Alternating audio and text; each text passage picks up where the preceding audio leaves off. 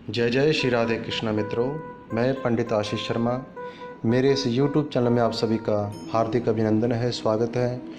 आशा करता हूं कि आप सभी स्वस्थ होंगे, मंगलमय होंगे, आनंदपूर्वक होंगे। तो मित्रों, आज हम चर्चा करेंगे कि कई परिवारों में, पति पत्नी में छोटी छोटी बातों को लेकर लड़ाई झगड़ा हो जाता है। तो आखिर ये झगड़ा क्यों होता है, किस वजह से होता है और क्या इस झगड़े को ख़त्म करने का कोई उपाय है। तो मित्रों, आज हम इसी बात पर चर्चा करेंगे। तो बात केवल समझने की है। देखो, ये जो जीवन है तो ये जीवन परिवर्तनशील है। परिवर्तन ही जीवन का सार है। मौसम कभी एक जैसा नहीं रहता, बदलता रहता है। कभी गर्मी, कभी सर्दी, कभी बरसात, और व्यक्ति हर मौसम में अपने आप को ढाल लेता है। बिल्कुल ऐसे ही बचपन होता है, जवानी होती है और फिर बुढ़ापा होता है। और बचपन से लेकर बुढ़ापे तक व्यक्ति में भी बहुत परिवर्तन आते हैं। तो इसी प्रकार से रिश्तों को भी परिवर्तन चाहिए। रिश्तों को आपसे समय चाहिए। रिश्तों में समर्पण की भावना होनी चाहिए। अपने प्रेम को समझना चाहिए, रिश्तों की भावनाओं को समझना चाहिए।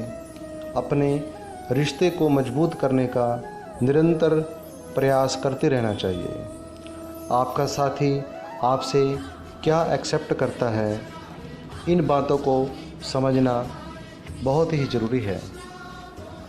अगर छोटी छोटी बातों पर आपस में झगड़े होते हैं तो उन बातों को समझ लेना ज़रूरी है। मित्रों, ज्योतिष से संबंधित मैं आपको आज उपाय बताऊंगा, लेकिन उपायों के साथ साथ जो मैंने आपको बातें कही हैं उनको भी फॉलो ज़रूर कीजिए। और फिर देखो सब कुछ कैसे अच्छा होना शुरू हो जाएगा। संबंधों में एक नया रंग भर जाता है। तो अब बात करते हैं उन उपायों की जिसको करने से घर में ऐसी छोटी छोटी बातों पर जो झगड़े होते हैं वह बंद हो जाएंगे। सबसे पहला उपाय, अगर पति पत्नी में रेगुलर कलह हो रहा है, प्रतिदिन कलह हो रहा है, क्लेश हो रहा है, परेशानी बढ़ गई हो, तो कहीं ना कहीं आपको मंगल या गुरु की स्थिति खराब समझो। तो इसको ठीक कर लेनी ज़रूरी है। तो मंगलवार को एक भोजपत्र लें जो कि मार्केट में बहुत ही आसानी से प्राप्त हो जाता है, और उसके ऊपर सिंदूर से श्री सिया राम लिखें और उसे कलावे से बांध लें, और एक तुलसी की माला लेकर हनुमान जी के मंदिर में चढ़ा दें। और जो भोजपत्र आपने बनाया है जिस पर श्री सिया राम लिखा है, वह हनुमान जी के मुकुट के पास यानी मस्तक पे सिर पर रखें या किसी मंदिर के पुजारी से रखवा दें, क्योंकि सिया राम को सिर पर ही रखा जाएगा। गलती से भी जो सिया राम लिखा है उसको चरणों में हनुमान जी के ना रखें, ओनली केवल सिर पर रखवाना है। तो इस प्रकार से आपको मंगलवार के दिन करना है। तो मित्रों, दूसरा उपाय है, गुरुवार के दिन, वीरवार के दिन कोई भी पीला वस्त्र अपने घर की कोई भी बड़ी महिला हो, स्त्री हो, उनको गिफ्ट के तौर पर प्रदान कीजिए। जैसे सास हो उनको दे सकते हो, दादी हो उनको दे सकते हो, दादी हो उनको दे सकते हो, यानी कोई भी बड़ी महिला हो, स्त्री हो, उनको यह गिफ्ट के तौर पर प्रदान करें। तीसरा उपाय है, ओम गंग गणपते नमः, इस मंत्र का जाप प्रतिदिन करें। और जाप करने से पहले संकल्प जरूर करें कि अपना नाम बोलें, अपने पति का नाम बोलें और भगवान गणपति महाराज जी से सब प्रकार से मधुरता बनाए रखने की कामना करें।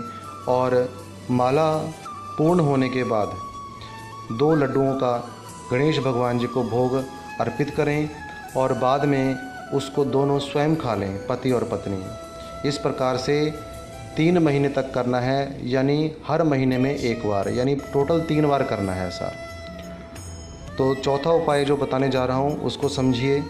रविवार के दिन गुड़ से बनी हुई कोई भी वस्तु ज़रूर घर पे खाएं, या गुड़ से बनी हुई या गुड़ मिला कर के कोई भी चीज़ ऐसी बनाएं जिसका सेवन पति पत्नी ज़रूर करें।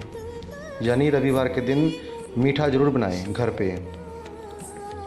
पति पत्नी अपनी नाभि पर और कंठ पर गुलाब का इत्र लगाना शुरू कर दें। तो मित्रों, ये थे बहुत ही छोटे छोटे उपाय।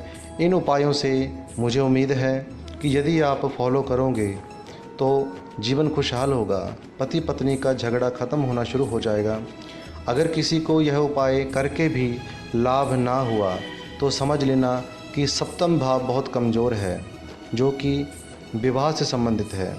तो इसके लिए सप्तम भाव को मजबूत करना होगा और उसके लिए अपनी कुंडली किसी योग्य ब्राह्मण को दिखानी होगी और उसका सप्तम भाव का उपाय किया जाएगा।